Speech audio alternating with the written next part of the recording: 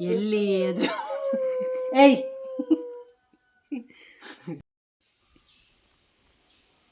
Welcome to Nayana home YouTube channel. ನೋಡಿ, ಇದು coffee ಬೀಜ ಕೊಯ್ತಾ ಇದ್ದೇವೆ ನಾವು. ಇದು 2 ಸತಿ ಕೊಯ್ದಾಗಿದೆ, ಈಗ 3ನೇ ಸತಿಗೆ ಇದು. ನೋಡಿ, ಈ ಬಕೆಟಲ್ಲಿ ನೀರು ಹಾಕಿದ್ದೇನೆ. ಇದಕ್ಕೆ ಈಗ ಕಾಫಿ ಬೀಜ ಹಾಕ್ತಾ ಇದ್ದೇನೆ.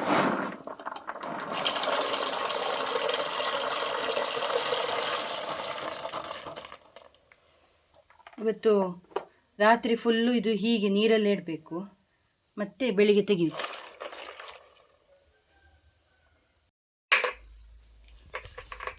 ಇದನ್ನೀಗ ಸೋಸ್ಕೊಳ್ಬೇಕು.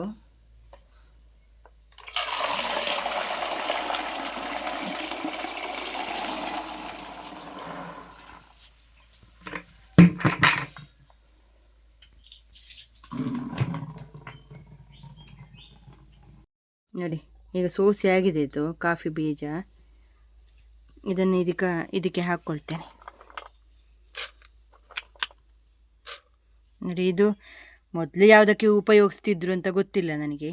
ಈಗ ಅಂತೂ ನಾವು ಕಾಫಿ ಗುದ್ದಲಿಕ್ಕೆ ಇದನ್ನೇ ಉಪಯೋಗಿಸೋದು. ನೋಡಿ, ಇದನ್ನು ನಿಧಾನ ಗುದ್ದಬೇಕು. ಹೀಗೆ ಎಲ್ಲಾದರೂ ಹೀಗೆ ಜೋರು ಗುದ್ದಿದ್ರೆ ಮೇಲೆ ಬರ್ತದೆ. ನೋಡಿ,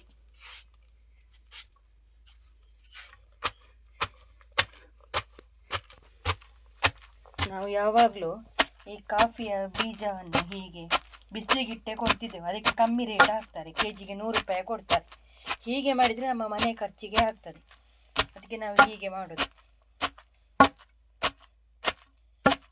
ಕೆಲಸ ಮತ್ತು ಸ್ವಲ್ಪ ಕಷ್ಟ, ಆದರೆ ಕಾಫಿ ನಮಗೆ ವರ್ಷಗಟ್ಟಲೆ ಇದೇ ಬರ್ತದೆ, ನಮ್ಮ ಉಪಯೋಗಕ್ಕೆ ಇದೇ ಬರ್ತದೆ.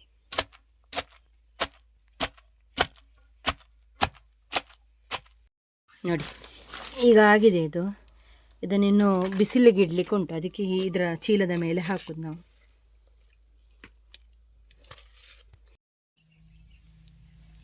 ನೋಡಿ, ಎಲ್ಲ ಮಾಡಿ ಆಯ್ತು. ಇದನ್ನೀಗ ಬಿಸಿಲಿಗೆ ಇಟ್ಟಿದ್ದೇವೆ.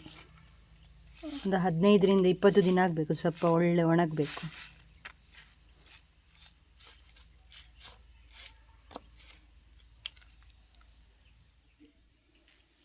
ಇದು ಒಣಗಿ ಒಂದು 15 ದಿನವೂ ಒಣಗಿಸಿದ್ದೇವೆ. ಹೇಗಾಗಿದೆ ನೋಡಿ, ನೀವು ನೋಡಿರ್ಬೋದು ಮೊದಲು ಹಸಿ ಹೇಗಿತ್ತು ಅಂತ. ಈಗ ಇದನ್ನು ಗುದ್ದಬೇಕು. ಇದಕ್ಕೆ ಹೀಗೆ ಸ್ವಲ್ಪ ಹಾಕ್ಕೊಳ್ಬೇಕು.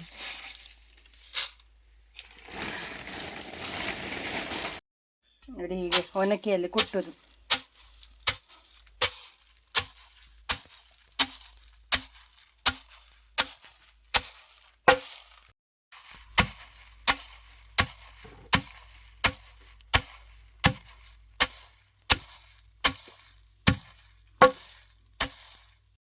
ನೋಡಿ, ಇದಾಗಿದೆ ಈಗ.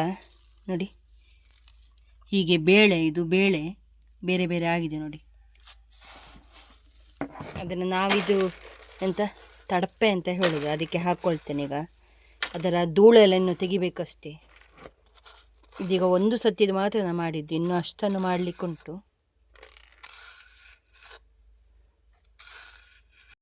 ನೋಡಿ, ಈಗ ಇದರಲ್ಲಿ ಈ ಧೂಳನ್ನು ಸಪ್ರೇಟ್ ಮಾಡಬೇಕು.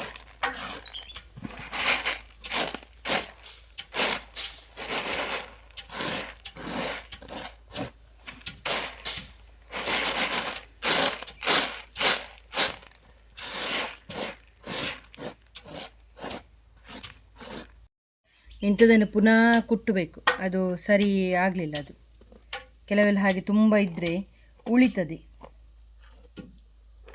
ಈಗ ಇದರ ಧೂಳೆಲ್ಲ ತೆಗೆದು ಈ ಬೇಳೆಯನ್ನು ಬೇರೆ ಮಾಡಬೇಕು. ಹೀಗೆ ಕ್ಲೀನ್ ಇರಬೇಕು ಅದು.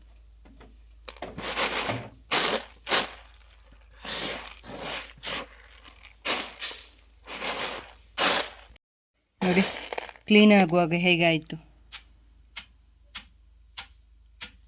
ಇದರ ಧೂಳು ತುಂಬ ಇರ್ತದೆ, ಹಾಗೆ ನನ್ನ ಕೈಯೆಲ್ಲ ಸ್ವಲ್ಪ ಕಪ್ಪಾದದ್ದು.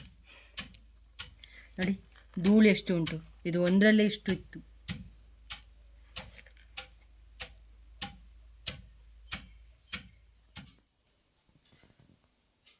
ನೋಡಿ, ನಮ್ಮ ಮನೆಯ ಕಾಫಿಯ ಬೀಜ. ಇದನ್ನು ಇವರು ಈಗ ಪುಡಿ ಮಾಡಲಿಕ್ಕೆ ತಗೊಂಡು ಹೋಗ್ತಾ ಇದ್ದಾರೆ. ಅದಕ್ಕೆ ಇನ್ನು ಚಿಕ್ಕೋರಿ ಎಲ್ಲ ಮಿಕ್ಸ್ ಮಾಡಿ ಬರುವಾಗ ಎಷ್ಟಾಗ್ತದೆ ಅಂತ ನೋಡಬೇಕು. ಇವರು ಹೇಗೆ ಕಾಫಿ ಬೀಜ ತಗೊಂಡೋದ್ರಾ ಹಾಗೆ ತಗೊಂಬಂದರು. ಪುತ್ತೂರಲ್ಲಿ ಯಾವಾಗಲೂ ಕಾಫಿ ಬೀಜ ಕೊಟ್ಟರೆ ಪುಡಿ ಮಾಡಿ ಕೊಡ್ತಿದ್ರು. ಹಾಗೆ ಅಲ್ಲಿ ಕಳಿಸಿದೆವು. ಅಲ್ಲಿ ಈಗ ಕ್ಲೋಸ್ ಆಗಿದೆ ಅಂತ ಅಂಗಡಿ. ಇನ್ನು ಎಲ್ಲಿಗೆ ತಗೊಂಡೋಗೋದು ಅಂತ ಗೊತ್ತಿಲ್ಲ. ನಮ್ಮ ಕೃಷಿಕರದ ಅವಸ್ಥೆ ಹೀಗೆ ಆಯಿತು. ಕಾಫಿ ಬೀಜ ಕೊಯ್ದು ಅದನ್ನು ಇಡಿಯೇ ಒಣಗಿಸಿ ಕೊಡ್ತಿದ್ದೆವು. ಅದನ್ನು ಬೆಳ್ತಂಗಡಿಯಲ್ಲಿ ತಗೊಳ್ತಿದ್ರು ಅಂತ, ಅಲ್ಲಿಯೂ ಕ್ಲೋಸ್ ಆಯಿತು. ಈಗ ಬೀಜ ಮಾಡಿ ಕೊಡ್ಲಿಕ್ಕೆ ಹೋದೆವು ಪುತ್ತೂರಲ್ಲಿ, ಅದು ಕ್ಲೋಸ್ ಆಯಿತು. ಇನ್ನು ನೋಡಬೇಕು ಎಲ್ಲಿ ಕೊಡೋದು ಅಂತ. ನಿಮಗೆ ಈ ವಿಡಿಯೋ ಇಷ್ಟ ಆದರೆ ಲೈಕ್ ಮಾಡಿ, ಶೇರ್ ಮಾಡಿ, ಕಮೆಂಟ್ ಮಾಡಿ, ಸಬ್ಸ್ಕ್ರೈಬ್ ಮಾಡ್ಕೊಳ್ಳಿ. ಬಾಯ್.